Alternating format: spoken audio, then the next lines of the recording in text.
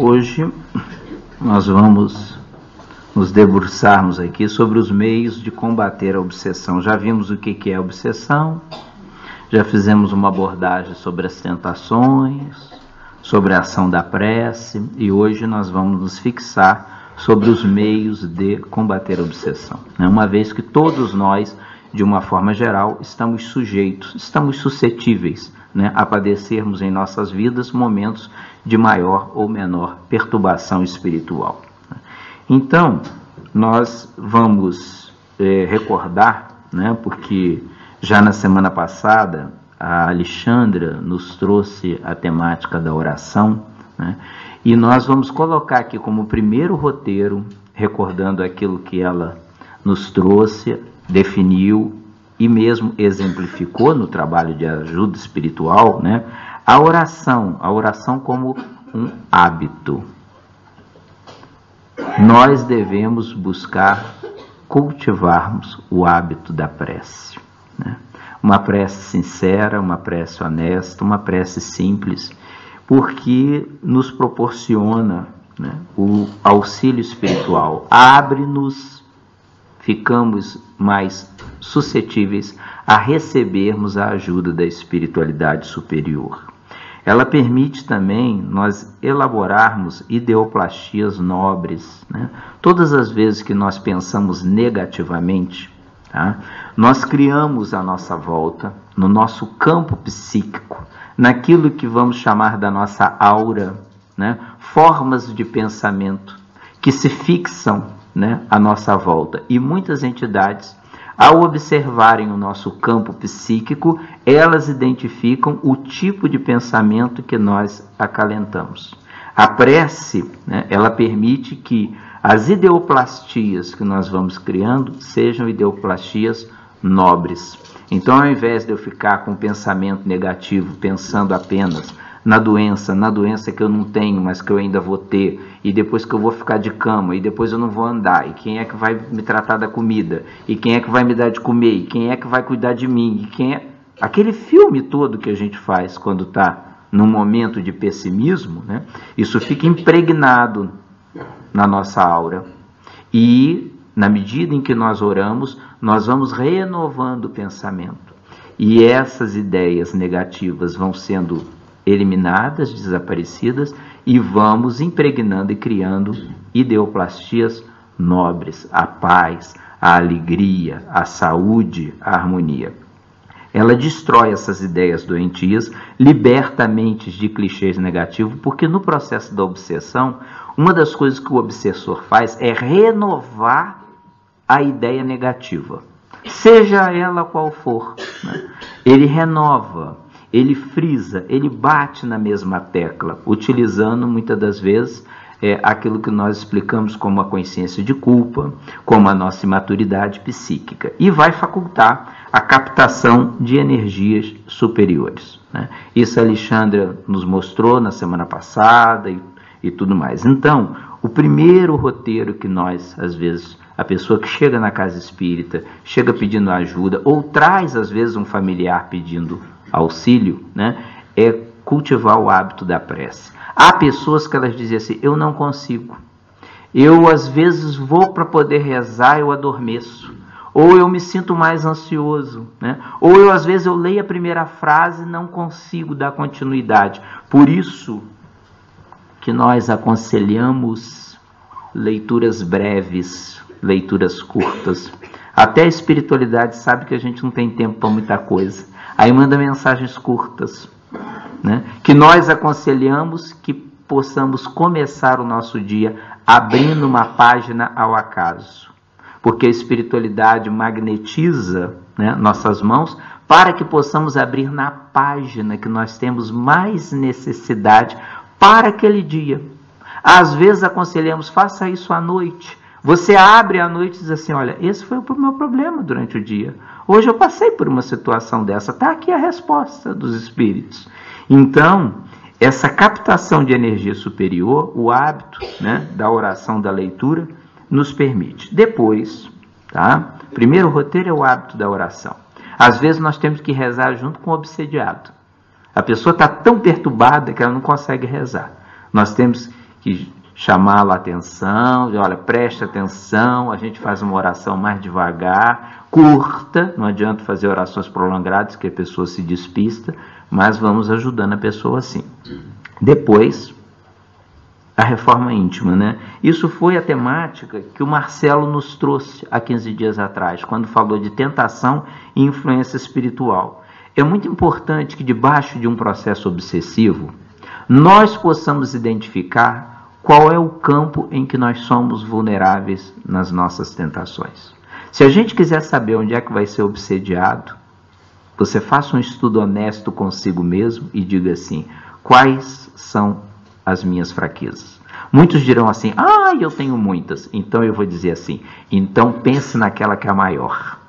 Então é por aí que geralmente você vai ser tentado, vai ser abordado, né? É onde nós temos a maior vulnerabilidade.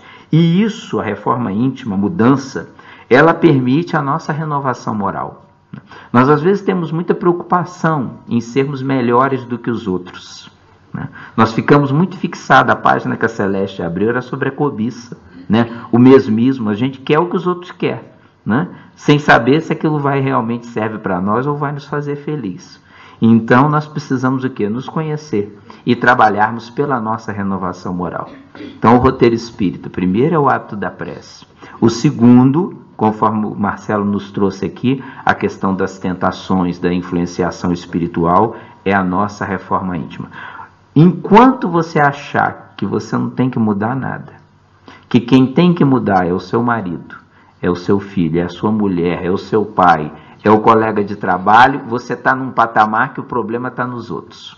A imperfeição está lá. Quando você admite uma postura honesta de renovação moral, você diz assim, não, existe qualquer coisa em mim que eu também preciso mudar. Então, a reforma íntima, que nós vamos falar um bocadinho mais à frente.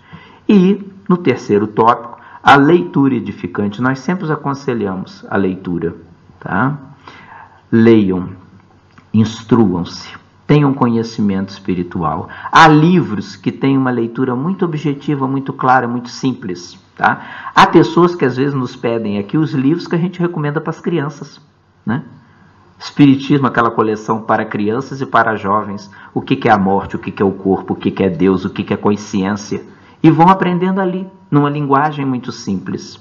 E essa leitura nos permite ter o conhecimento de como que nós vamos nos conduzir, como que nós vamos trabalhar para vencer o processo da obsessão.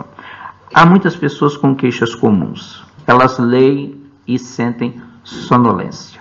A sonolência não dá na hora da novela. É impressionante. Na hora da gente ler caras, na hora da gente ver aquele filme, aquela série, é impressionante. A gente passa a noite desperto, né? Não tem sonolência. Mas se pega um livro de ideal superior, vem a sonolência. Trabalho dos obsessores, muitas das vezes. E falta de hábito nosso também. Porque à distância, eles nos magnetizam para que a gente tire o foco, né? E aí desista. Se a gente não lê, a gente não se instrui. Se não tiver instruído, não sabe como vai se libertar do problema. Outros dizem que não entendem. É a falta de discernimento, né? Então você, se você tiver oportunidade, alguém que já tem um pouco mais de conhecimento da doutrina espírita, ou ao fazer uma leitura percebe melhor, você diz, fulano, olha, me explica isso daqui. O que quer dizer essa palavra, né? Qual o sentido dessa frase, né? E nós vamos ultrapassando. Outros dizem que não fixam. Eu leio tanto, mas eu não guardo nada, né? Parece que não chega nem a entrar. Eu olho para o livro e digo assim, eu tenho esse livro lá em casa, eu já li, mas não sei nada que tem ali, né? Também é uma vivência, uma prática que a gente deve procurar, né, evitar. E o mal-estar devido à leitura. Há pessoas que às vezes bocejam, há pessoas que às vezes ficam com sensações de infartamento, né? É hábito. Na medida em que insistir, isso vai passar. Veja bem que quando a gente vai ao cinema, quando a gente vai para qualquer passeio, né, a gente não está mal disposto. Então, assim, gente, vamos fazer um piquenique? Vamos levar um leitão? Vamos reunir o pessoal? Ninguém está mal disposto. Quem tem refluxo, azia, toma um remedinho e vai. Ninguém tem problema. Está todo mundo fino para poder participar. Não é assim? Nós geralmente somos... Fala assim, olha, mas olha, precisa... Né? Convém que você leia uma obra espírita que fala da vida imortal, que fala da realidade espiritual. Ah, eu não consigo. Ah, isso não é para mim. Né? Ah, eu não tenho estudo. Ah, independente do nível cultural. Tá bem? Divaldo conta que a sua mãe, que teve 13 filhos, era analfabeta e estudava o Livro dos Espíritos junto com os outros. Aparecia uma frase, ela, Divaldo, o que isso quer dizer? Aí o pessoal vinha e explicava. E ela raciocinava e acompanhava o estudo com os outros. As causas, né? É a falta do hábito salutar, a mente viciosa, indisciplinada, né? A exudação de altas cargas pestilenciais. Quando a gente lê, a gente vai se libertando dos fluidos que muitas das vezes nós absorvemos durante o processo obsessivo. Tá? E isso é um processo gradual, é um processo lento. Na medida que a gente se liberta desses fluidos, a gente começa a ficar melhor. Né? Então, o que é conveniente para a leitura? Insistência e perseverança. Leia, instrua-se. Há obras espíritas dos mais variados teores. Né? Aqueles que dizem assim, eu acho isso tudo muito simples, já sei isso tudo. Né? A pessoa diz, já sei isso tudo, isso aí já está tudo aprendido. Outros assim, não adianta, eu quero uma coisa bem básica, bem elementar. Nós temos livros e obras para tudo. Tem a coleção da série André Luiz, escrito por um médico desencarnado. Todos os assuntos ligados à ciência e à medicina ali estão retratados. Eu gostava mais da parte psicológica. Leia a série psicológica Joana de Ângeles.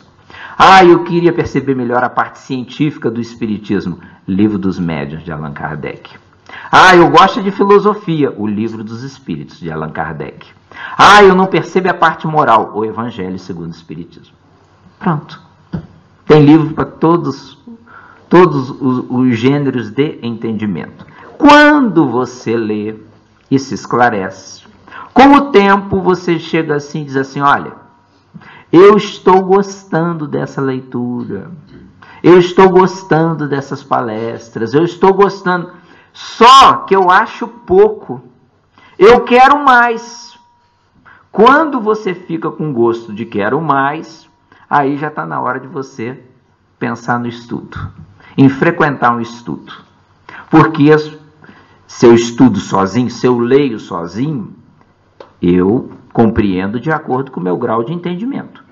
Mas se eu leio e partilho com os companheiros, aquele dá uma opinião, aquela dá uma outra versão, aquele dá um ponto de vista, sobretudo se eu tiver companheiros que têm mais experiência no estudo da doutrina espírita, na vivência da doutrina espírita, e isso ajuda-nos imensamente. E nesse campo nós temos estudo dos mais variados, estudo sistematizado, estudo aprofundado, estudo medicina e espiritualidade, estudo sobre mediunidade. Aí a gente vai se aprofundar naquilo que nós precisamos entender.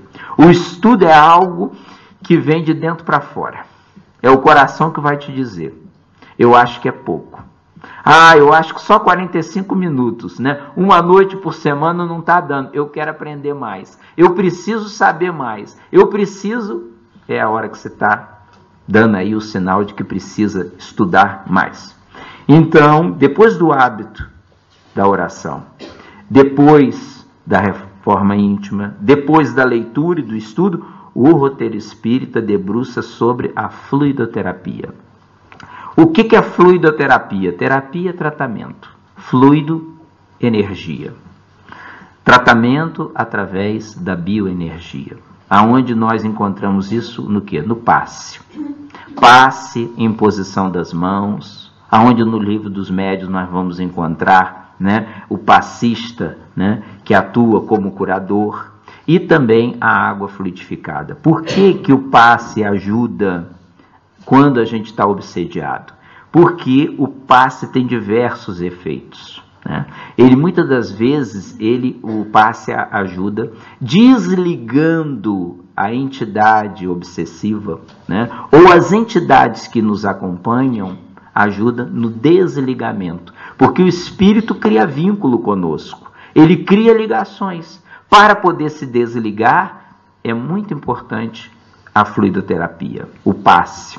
Há pessoas que precisam receber passe com muita frequência. Há outros que, tomando uma vez por semana, né, estarão bem. Outros que às vezes nem sentirão necessidade do passe. Mas o passe, sobretudo em processos obsessivos, às vezes conhecemos casos de pessoas que precisaram tomar passe diariamente, até se reequilibrarem. A água fluidificada, também já foi falada aqui, ou água magnetizada, é a água que nós distribuímos na casa espírita, um copinho que vocês recebem após o passe, ou a água que vocês trazem de casa, né, da água que vocês habitualmente consomem, deixam aqui, e os espíritos, eles magnetizam a água, colocam os fluidos necessários na água. A água funciona apenas como um veículo, né? E essa energia, esses fluidos que a água veicula, vai nos atuar não a nível físico, atua-nos a nível do perispírito, do nosso corpo espiritual, com melhorias a nível do campo físico. Então, a fluidoterapia é algo que desembaraça o obsediado dos fluidos negativos, fortalece os órgãos fisiológicos, porque um processo obsessivo que a gente não trate, a gente fica doente.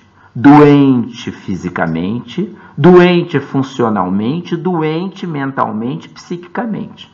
Então, é importante. O passe também, ele pode promover uma indução moral.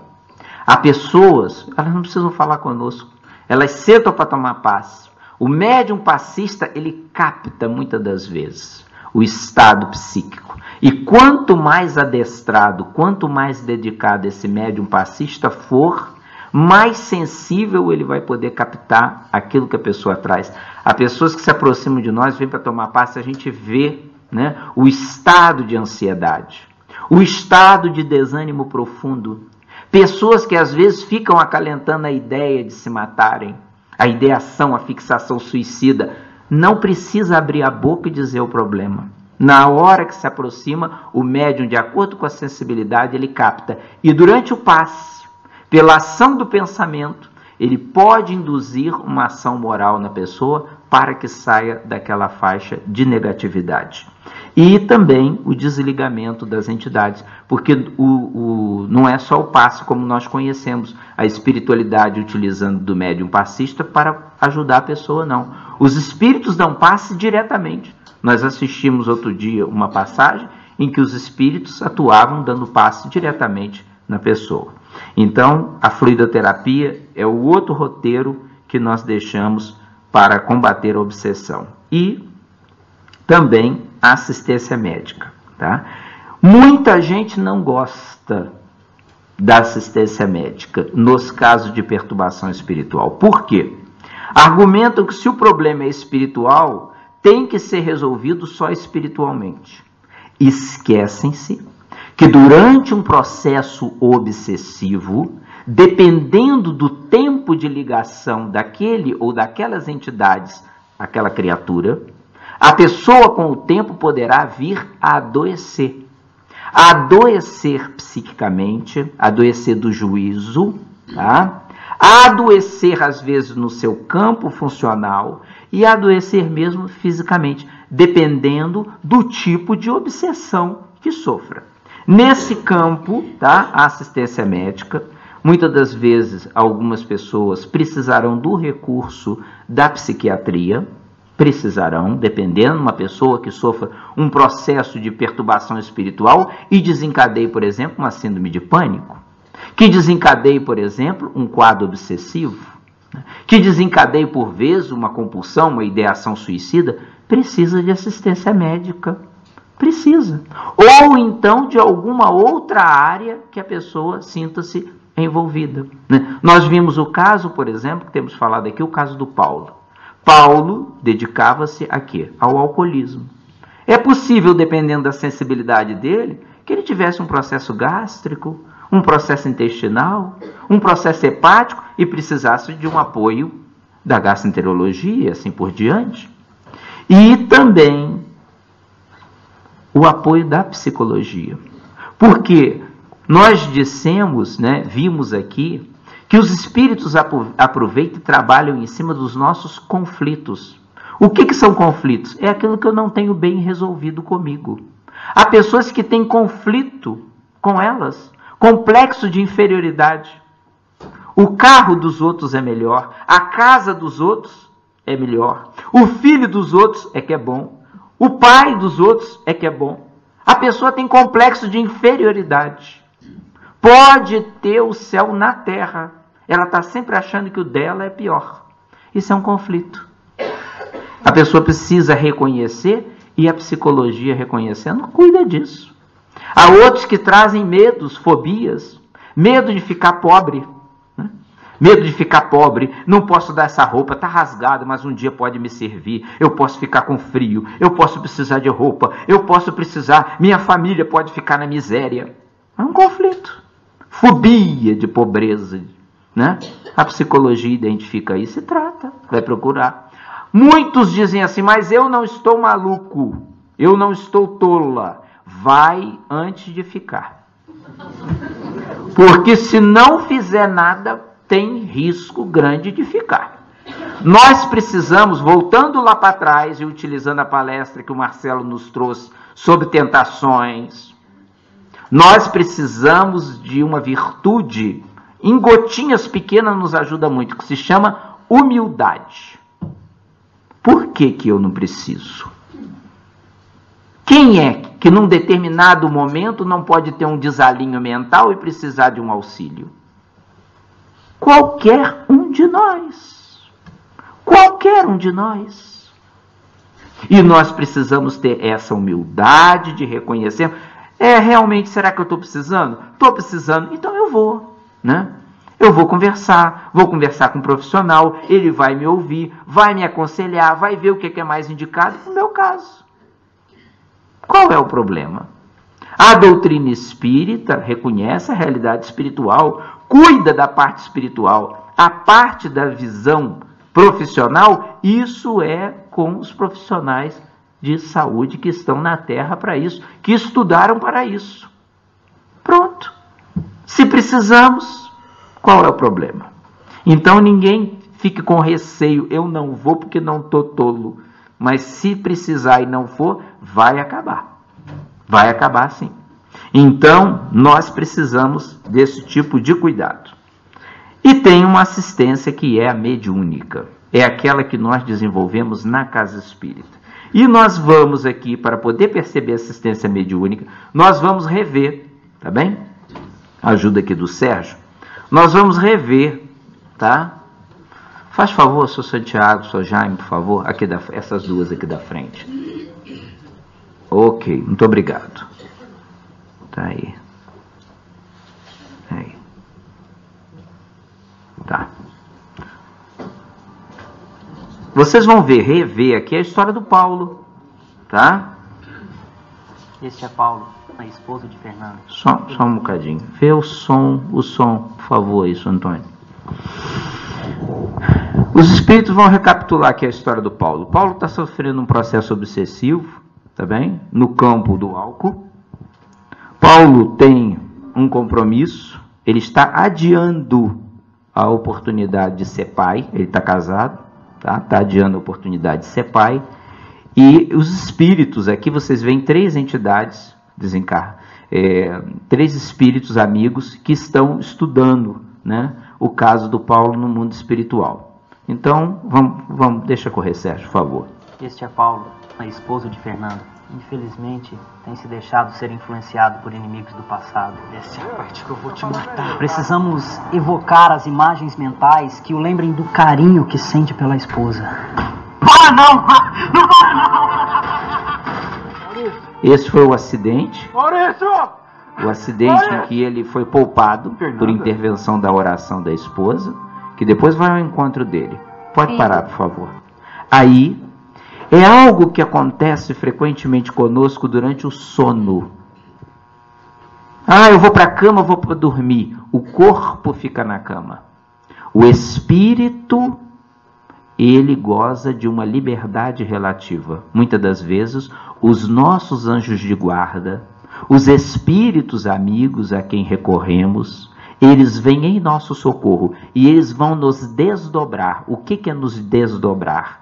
É nos afastar do corpo físico. Em espírito nós vamos acompanhar. E vocês vão ver aqui a história de Paulo. Vamos lá, Sérgio. É chegado o momento de repensarmos a sua vida. Precisamos conversar. Vocês encontram no meio a benfeitora espiritual, à sua direita, também já desdobrada, com esse fio ligado ao corpo, Fernanda, que é a sua esposa, tá bem? E aqui, do lado esquerdo da benfeitora, um benfeitor espiritual, um espírito que está interessado, muitíssimo interessado em ajudar Paulo, Fernanda e Otávio, que é o perseguidor espiritual. Vamos lá.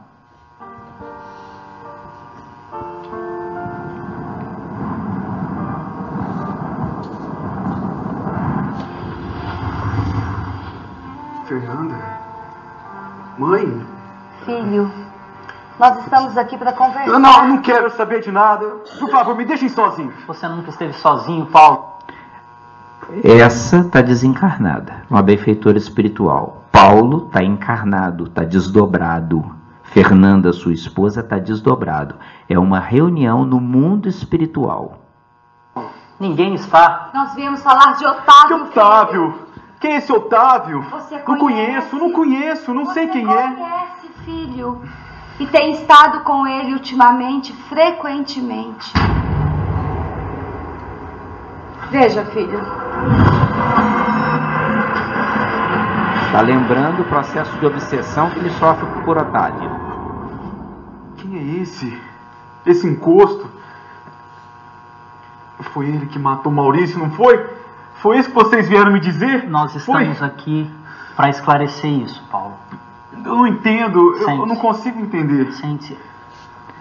Acompanhe agora, porque essa entidade espiritual vai lhe esclarecer quais são as ligações do passado, por que o Otávio o persegue querendo que ele se afunde na bebida. Algo que você precisa se lembrar. Ele vai fazer uma regressão de memória. Ele vai voltar a outras vidas. Não temos uma única existência, Paulo.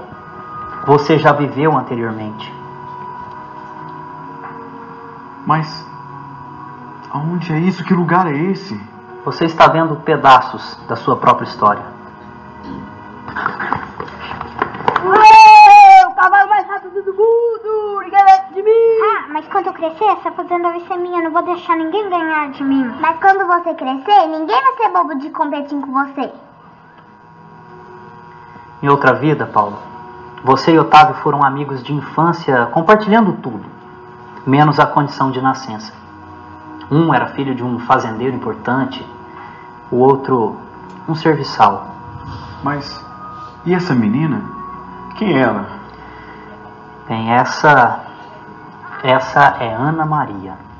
O seu Zil foi para a cidade. Foi lá fazer um serviço pro pai dele. E ele volta hoje? Até onde eu sei, não. Deve voltar amanhã cedo. Foi buscar uma saca de arroz.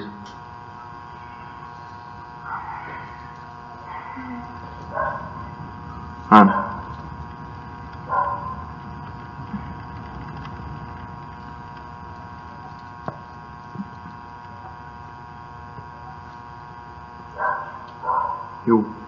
Ambos, na adolescência, disputaram o amor de Ana Maria.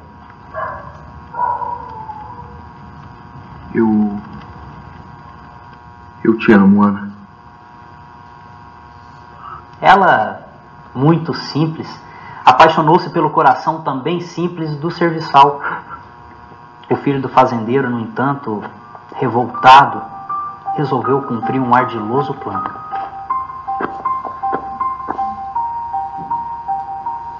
É simples. Faça a Ana acreditar que o filho é dele. Que essa família nunca mais passará necessidade.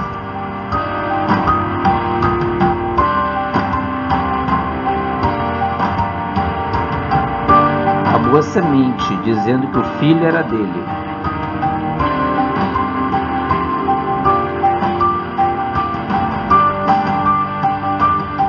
ela não acredita, cai em desespero. Ele vai consolar.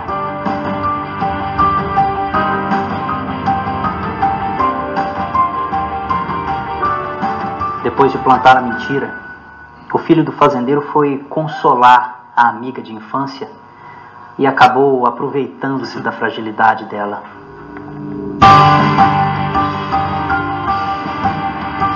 O serviçal então chega e surpreende a infame. Ana! Não!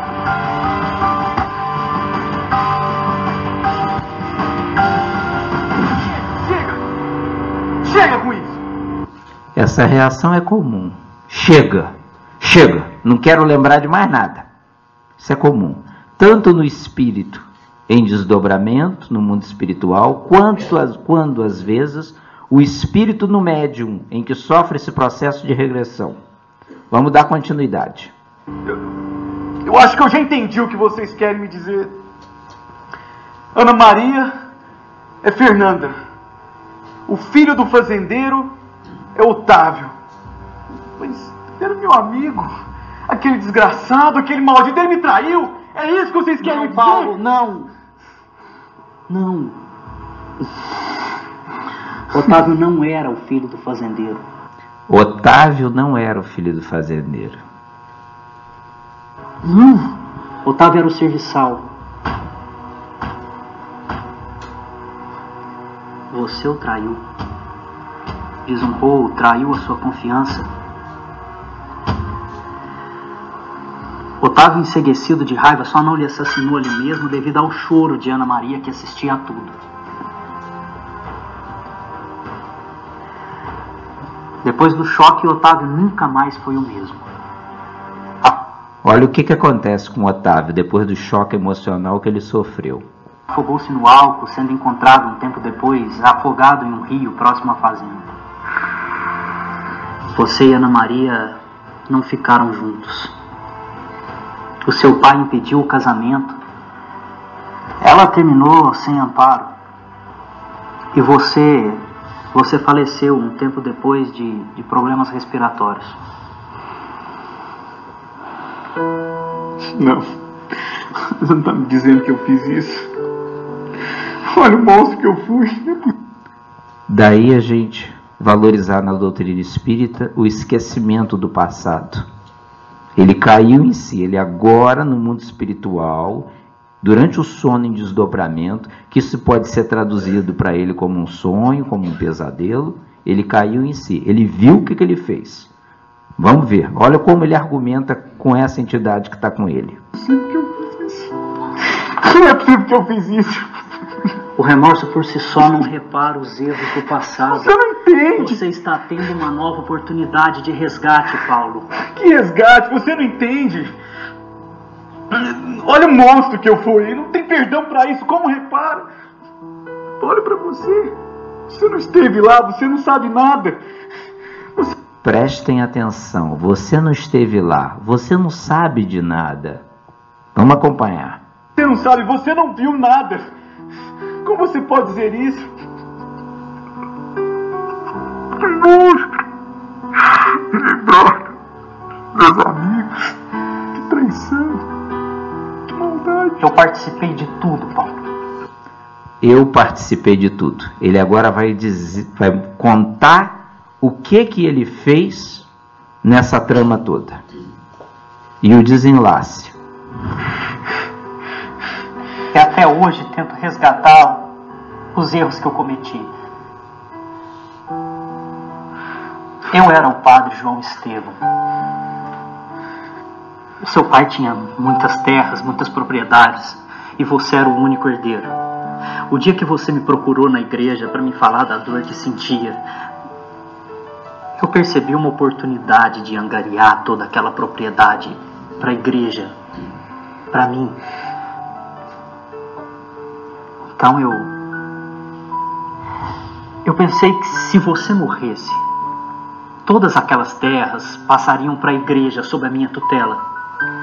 Em alguns minutos de conversa, tracei o plano de subornar uma pobre coitada para acabar com o relacionamento de Otávio e Ana Maria. Depois de me certificar onde vocês estavam, mandei que chamasse Otávio. Inventei uma mentira para que ele fosse ao encontro de vocês devidamente armado. Nem tudo saiu como planejado e Otávio não lhe tirou a vida naquele momento. Então eu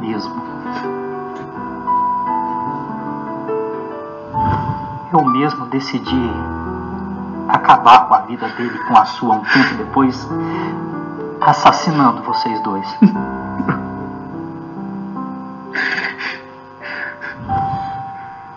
Você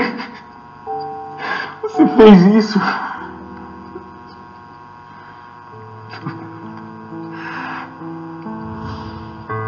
Quantas lágrimas já verti por esses momentos tão infelizes, Paulo. Já reencarnei. Vesti a batina outras vezes, servindo verdadeiramente ao Cristo. E servindo ao próximo, meu irmão. Servindo ao próximo, eu encontrei a paz que eu tanto necessitava. Agora eu venho resgatar vocês. Aqueles a quem tanto prejudiquei nesses momentos infelizes. Peço que o Senhor Jesus me ampare nessa tarefa.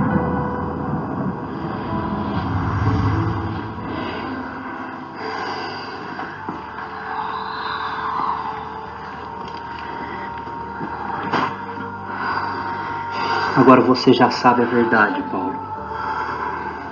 É chegado o momento de reparar os erros do passado.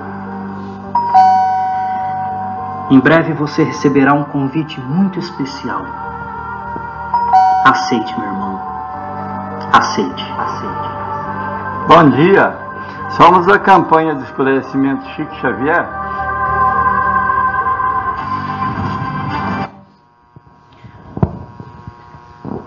Quando nós nos debruçamos sobre essa história do Paulo, e nós observamos que Otávio, o seu obsessor, numa vida anterior, disputou com ele, foram criados juntos, como a história conta, eram amigos, apaixonaram-se pela mesma jovem, né?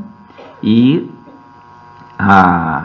Otávio, envolvido afetivamente por ela, né, se vê às voltas com um processo de uma calúnia, né? Então contrata, como acompanhamos, uma jovem, né, suborna, lhe dá dinheiro para que ela alegasse que o seu filho era num relacionamento com Otávio. A jovem cai num desalinho emocional, é consolada por Paulo, tá? E nós vimos aí que, em verdade, quem elaborou toda essa trama foi o religioso da época. A página que a Celeste hoje nos abriu falava sobre a cobiça, né? Porque ele acalentava nele uma certa vaidade de que aqueles bens materiais pudessem ser destinados, né, para os seus interesses religiosos da altura. Então, né, o que aqui nós encontramos? Nós encontramos o religioso de ontem procurando reparar, reunir os corações que a sua calúnia, que o seu plano do passado acabou por separar, né? E vê que ele contrata uma pessoa, elabora um plano para que eles tivessem uma quesilha e um assassinasse o outro. Isso não acontece, né? Um afunda-se no alcoolismo. Paulo não estava sofrendo de uma perturbação para ser atirado no álcool, porque provavelmente pelo desgosto afetivo que ele deu, ele atirou o outro no álcool. Nós vamos ver aqui o transtorno quando ele, né, observa que também, por interferência do seu pai, ele não tem a oportunidade de estabelecer o seu consórcio com a jovem, de casar-se. O pai proibiu. Ele era um senhor de grandes bens materiais. Ela seguiu desamparada, né? A Fernanda de hoje segue desamparada aqui. O outro caiu no álcool, acabou sendo assassinado, e ele também, como vocês viram, foi sufocado, foi assassinado. 2 homicídios, né? Uma jovem desamparada, tudo por causa de uma calúnia do passado. Qual é a programação da espiritualidade superior? A programação da espiritualidade superior é que Otávio, o obsessor, venha a renascer como filho de Paulo e Fernanda. É assim que é composta, que é organizado muito das nossas relações familiares. Nós estamos nos reencontrando com afetos e desafetos do passado. Quando espíritos assim, que nós vimos aqui, é uma reunião no mundo espiritual, mas quando entidades ligadas ao processo de Paulo é trazida até a casa espírita, muitas das vezes são espíritos ligados a problema de alcoolismo, a crimes passionais, espíritos comprometidos com a calúnia. Veja bem, que ele hoje, ele está organizando a reencarnação, a interrupção do processo obsessivo, a reencarnação de Otávio como filho de Paulo. Ele não tirou a vida, ele agora vai dar a vida.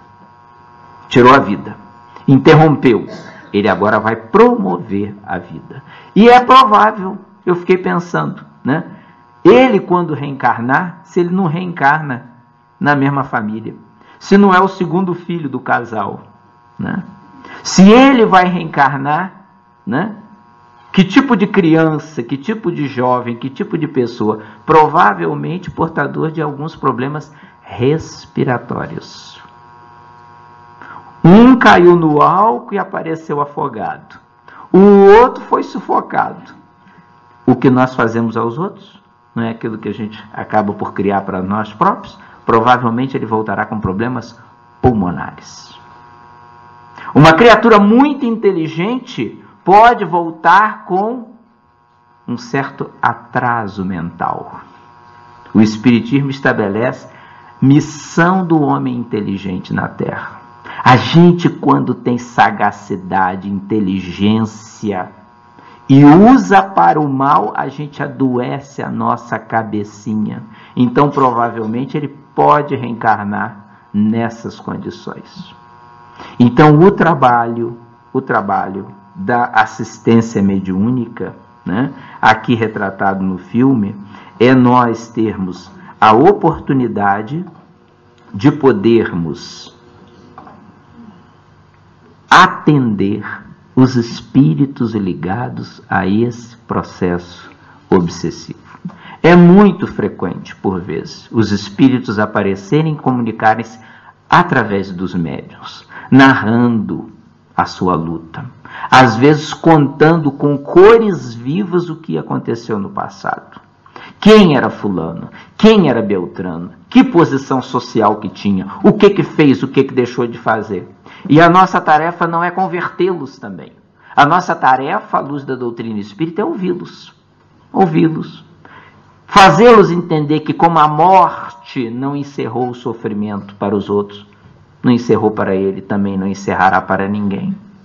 Esse é um dos roteiros da assistência mediúnica que nós promovemos na Casa Espírita. Daí a importância de muitos médiuns. Nós no mês passado falamos nos médiuns, naqueles que esclarecem, naqueles que dialogam com as entidades. E para encerrarmos, a caridade. O Espiritismo explica que fora da caridade não há salvação. Não é fora da instituição religiosa. Não é fora do rótulo que você tem ou deixa de ter. É fora da caridade. Todos nós temos aqui, como acompanhamos no filme, os nossos compromissos do passado.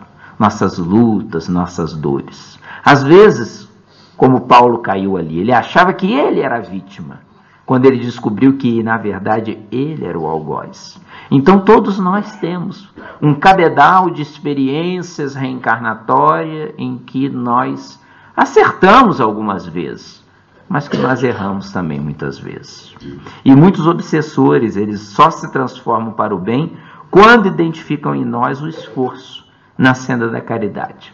Às vezes eles olham para a gente hoje, e é comum os espíritos dizerem isso, né? Ele hoje, ele não é aquilo que ele é hoje. Ela não é isso que parece hoje, agora. Foi assim, foi assado. Então, nós vamos trabalhar no campo do bem, no campo da caridade, porque, segundo a orientação de Jesus, o amor cobre a multidão dos nossos pecados, cobre a multidão dos nossos compromissos. Quando nós olhamos isso, como o filme aqui nos mostrou, nós identificamos o nosso passado. Por isso que, graças a Deus, a gente tem o esquecimento do passado. Há inúmeras pessoas que ficam aí querendo saber se foram príncipes, se foram princesas, se foram reis, se foram... eu fui muito mal. Às vezes a gente foi muito pior.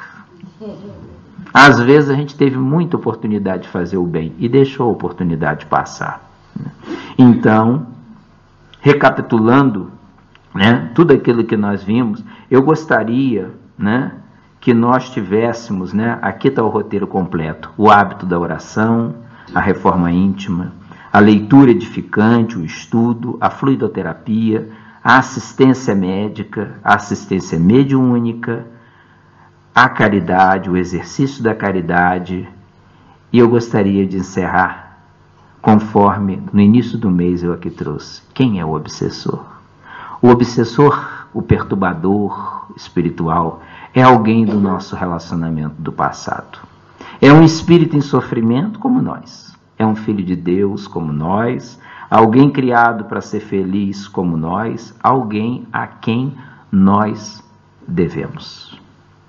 Às vezes nós temos a felicidade de receber na família. Volta como filho. Volta como filha. Dependendo de quem a gente tem em casa, a gente vai conhecer o tipo de relação que teve no passado. Se Otávio volta como filho de Paulo, provavelmente terá uma relação muito melhor com Fernanda, a mãe. Porque é uma relação de ternura e amor do passado. Provavelmente terá uma relação de disputa com o pai, com Paulo. Sempre numa posição de desafio. Se o sacerdote renascer como segundo filho do casal, será aquela criança com necessidade de juntar o pai e a mãe. Já vai trazer a consciência marcada pelos erros do passado, então vai estar sempre procurando unir, apoiar. Todos nós temos isso nas nossas famílias. Se nós identificarmos a posição, a atitude, o gesto que esse, que aquele toma, nós saberemos, com relativa claridade, identificar os laços do pretérito que nós temos na nossa família. Então, meus amigos, recordando as palavras do nosso inesquecível Chico, que dizia que quem é perseguido muitas vezes ainda consegue ir adiante, principalmente se estiver sendo perseguido de maneira injusta. Mas quem persegue não sai do lugar nunca. Nós vamos cair na mensagem do Evangelho de Jesus do perdão das ofensas. Perdoe. Esqueça. Mas agiram mal para comigo, esqueça. Não revide. Não alimente vingança. Interrompa aí.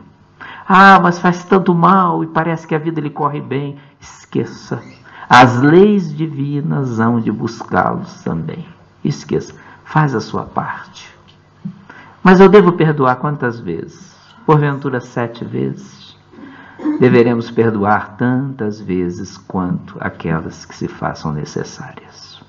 Às vezes nós emocionalmente ainda não estamos nesse nível de evolução espiritual para perdoar conforme Jesus perdoava. Mas se a gente não alimentar a vingança, ou seja, oferecer a outra face, se a gente já ceder, se a gente já tolerar, se a gente vê que às vezes a pessoa parece que tem até um certo prazer em nos perseguir, em nos atormentar e procurar nos esquecer, nós já estaremos fazendo uma parte do nosso trabalho. Nós temos aprendido muito com os espíritos.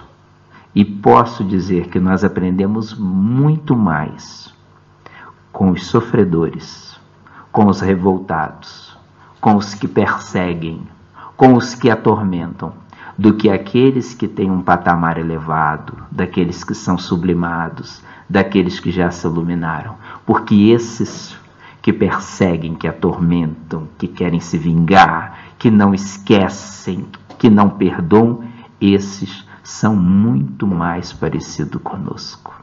E nós nos identificamos mais. Ao ouvirmos o depoimento dos espíritos, o que eles falam, muitas das vezes, silenciosamente, nós concluímos: meu Deus, mas eu sou assim. Ou melhor, eu ainda sou assim. Eu estou precisando ser diferente. Estou precisando ser melhor do que eu sou. E é o trabalho que nós vamos sempre procurando fazer. Esgotamos aqui a temática da obsessão? De forma nenhuma. Ainda temos muito que estudar. Mas pelo menos durante esse mês, alguns tópicos, algumas luzes aqui ficaram. Vamos orar então.